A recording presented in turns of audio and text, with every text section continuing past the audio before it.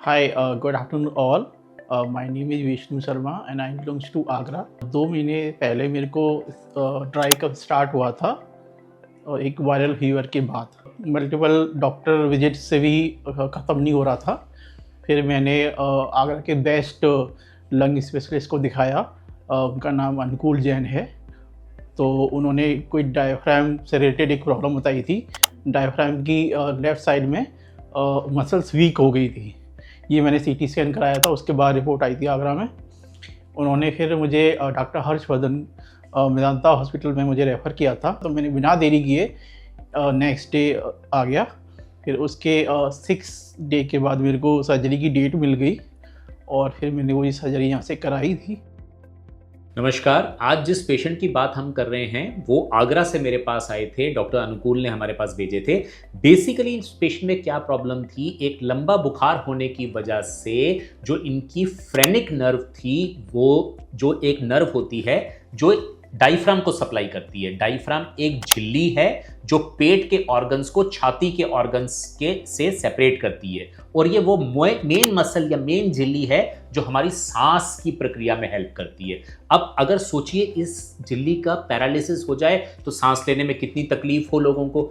ये पैरालिसिस होता क्यों है? कभी कभी टीबी की वजह से, कभी चोट लगने की वजह से, कभी लंबे बुखार की वजह से ये नर्व जो है जो इस झिल्ली को सप्लाई करती है, फ्रेनिक नर्व, वो पैरालाइज हो जाती है। और इन लोगों को क्या प्रॉब्लम होती है जिसको कहते हैं इवेंट्रेशन ऑफ डायफ्राम या डायफ्रैग्मेटिक पैरालिसिस।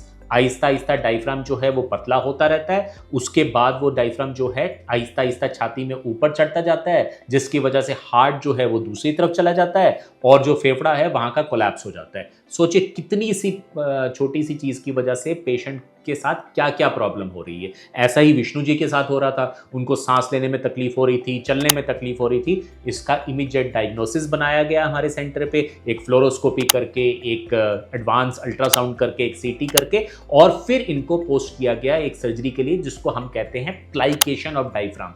जैसे आपने देखा होगा घर में जो लेडीज होती हैं वो अपनी साड़ी बांधती हैं तो प्लीट्स लगाती हैं, वैसे ही हम डायफ्राम को सी देते हैं और दोबारा ये प्रॉब्लम कभी ना हो।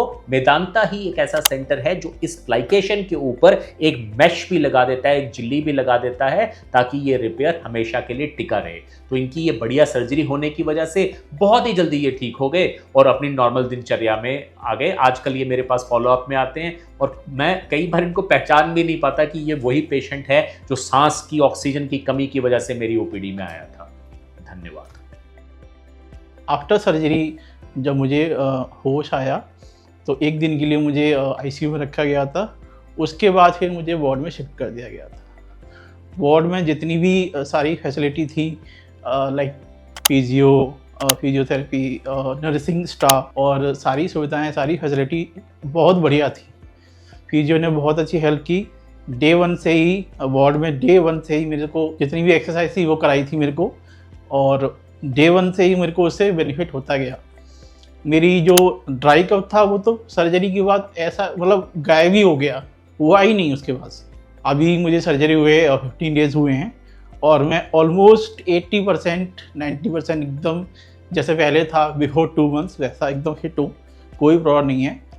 डॉक्टर हर्षवर्धन जब मैं उनसे पहली बार मिला था ऐसा लगा डॉक्टर एक फ्रेंड की तरह है। उन्होंने मुझे मतलब सर्जरी से रिलेटेड इस तरह से गाइड किया कि मुझे लगा ही नहीं कि मेरी सर्जरी होने वाली है। बहुत अच्छी तरह से गाइडेंस दी डे 1 से, और पोस्ट सर्जरी भी इन्होंने बहुत अच्छी तरह मेरा केयर की, बहुत पॉजिटिवली सारी चीज़ें की, और मैं बहुत खुश हूँ कि डे 1 से पॉजिटिव थिंकिंग के साथ मैं उनसे फॉलोअप किया और मेरी सारी सर्जरी और सब कुछ एकदम बढ़िया रहा। बहुत आउटस्टैंडिंग, बहुत अमेजिंग डॉक्टर हैं।